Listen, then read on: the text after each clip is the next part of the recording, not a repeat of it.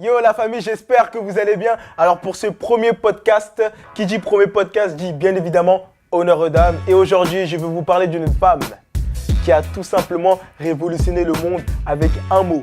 Et le mot est N-O-N. Non, on va bien évidemment parler de Rosa Parks. Rosa Parks est née le 4 février 1913 à Sauksay, en Alabama. Rosa Parks travaille comme couturière et comme aide-soignante. Elle a été fortement encouragée par son mari à terminer ses études. Il l'a poussée à terminer ses études. Et ça, c'est bien. Il faut savoir qu'à cette époque-là, en 1934, quand Rosa Parks termine ses études, seulement 7% des Noirs atteignaient le niveau secondaire. 7%. 7%. Et c'est pour ça que quand j'entends des jeunes dire « Change d'aller à l'école. Allez frère, change de quoi frère? Je le réveille à 8h, là tu pousses de la gueule, pas comme ça c'est la chance frère, ça c'est la chance. » Et la vidéo. Alors à tous les jeunes qui s'expriment de cette façon-là, j'ai une seule chose à vous dire. Retenez bien cette information. Salade, tomate, oignon. Voilà, retenez bien cette information-là parce que je sens que dans votre vie, des grecs et des frites, vous allez en faire beaucoup. En 1943, Rosa Parks rejoint le mouvement des droits civiques. Movement Civil Rights, Civil. Je vais l'écrire là, parce que bon, de toute façon, l'anglais, ça n'a jamais été mon truc. En tout cas, elle exerce une activité de secrétaire au sein de ce groupe-là. Il faut savoir qu'à l'époque, secrétaire, c'était un truc de ouf. Parce qu'aujourd'hui, secrétaire, on dit « fais-moi du café et va à la photocopieuse ». Avant, c'était un truc de malade. Après ça, elle a été femme de ménage. Alors, j'ai l'impression que Rosa Parks, elle a fait tous les métiers. Elle a tout fait, c'est pas possible. Tu ne peux pas être secrétaire, femme de ménage, fille de charpentier, fille d'institutrice. Bientôt, on va apprendre qu'elle travaille dans le bâtiment. Elle a été femme de ménage chez un homme blanc qui était avocat. Retenez bien cette information-là parce qu'elle va nous être utile pour la suite. 1er décembre 1955, c'est là que tout bascule. Rosa Parks était donc assise dans le bus à une place réservée aux Blancs. Alors oui, à l'époque, il y avait des places qui étaient réservées aux Blancs et des places qui étaient réservées aux Noirs. Et Rosa Parks était assise dans une place réservée aux Blancs. Et il y a tout simplement un blanc qui lui a dit « Salut Fatou la malienne, j'aimerais m'asseoir ». Et là, Rosa Parks, elle a dit « Non !» Et là, le mec, il a dit « Si !» Mais comme c'est un blanc, il n'a pas créé ici comme ça. Il est parti voir le chauffeur, il a dit « Bonjour chauffeur, oui. Il y a Fatou la malienne qui veut pas trop me laisser sa place là. Est-ce que tu peux aller voir le truc ?» Lève-toi ! Elle a dit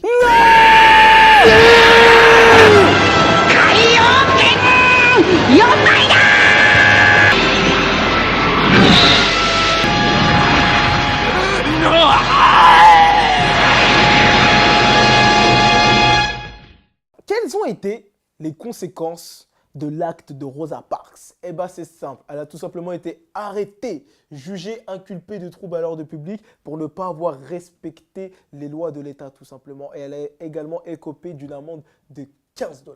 Alors, 15 $ aujourd'hui, ça peut vous paraître rien du tout, mais à l'époque, c'était énorme. Pour faire la conversion, c'est l'équivalent de 150 €. Tu fais comme si tu voulais passer de l'euro au dirham. Rosa Parks fait donc appel à son jugement et elle appelle un avocat chez qui elle faisait le ménage tout simplement, l'avocat dont je parlais tout à l'heure. Comme quoi, il faut toujours garder un bon relationnel avec les gens, avoir un petit numéro, ça peut toujours aider.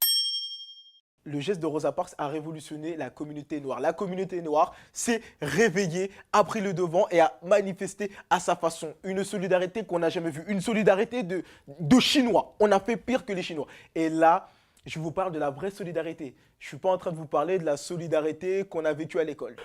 Madame, excusez-moi de mon retard, j'étais aux toilettes. Non mais vous êtes en retard là, Mohamedou, vous quittez mon cours. Je me suis excusé, madame. Non mais vous êtes en retard, vous quittez mon cours. Il a rien fait. Merci les frères. Qui l'accompagne à la vie scolaire? C'est mon frère. J'y vais, madame. Quoi? Délégué. C'était mon ref.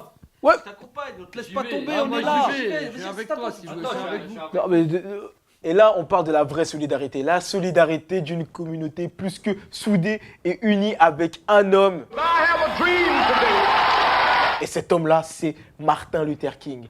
Alors, Martin Luther King, c'est simple. Martin Luther King, c'est un peu le Sangoku. Il est venu sauver la planète et Rosa Parks, c'est un peu Vegeta. Tu vois, ils ont fait la fusion, ils ont dit, la vie de ma mère, la communauté noire, il va se passer quelque chose. Ils décident donc de boycotter les bus. Pas content, pas content, pas content, pas content. Et ils ont créé un concept que vous connaissez aujourd'hui, mais qui a été inventé par eux, le Blablacar, le Uber, le Babacar Car. Ce boycott a duré à peu près 1 an. À peu près une année. Pendant toute cette année-là, les Noirs ont fait preuve de solidarité et c'est le 13 novembre 1956 que la justice a rendu son verdict et a dit que les Noirs pouvaient s'asseoir où ils voulaient. Les Noirs ont gagné, mais il y a des conditions. La première est simple. Que tous les conducteurs soient polis et courtois. Ça paraît bête, mais à l'époque, ils avaient déjà des soucis à ce niveau-là. Deuxième condition, c'est que les Noirs puissent s'asseoir où ils veulent. Encore une fois, c'est la cause même du combat. La troisième condition est que des Noirs soient embauchés comme conducteurs de bus. Alors les Blancs ont accepté les deux premières propositions sans broncher. Ils ont dit ok, on va dire bonjour, ok, vous pouvez vous asseoir où vous voulez. Par contre, vous n'allez pas conduire nos bus. Et il ne faudra pas se mentir, c'est vrai que nous, les Noirs et la conduite, ça n'a jamais été notre point fort. T'as fait les Paris-Dakar, toi? Ah bon. Parce que si... Arrêtez de me klaxonner, ouais. Je maîtrise les véhicules. À la fin de sa vie, elle est en galère. Rosa Parks, la meuf qui a aidé le monde entier, finit en galère.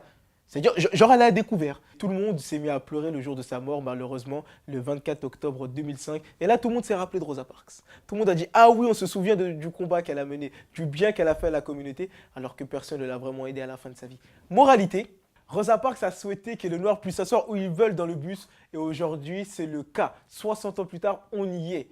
Et noirs et blancs ont les mêmes droits. Noirs et blancs fraudent ensemble les transports en commun. Et ça, c'est beau.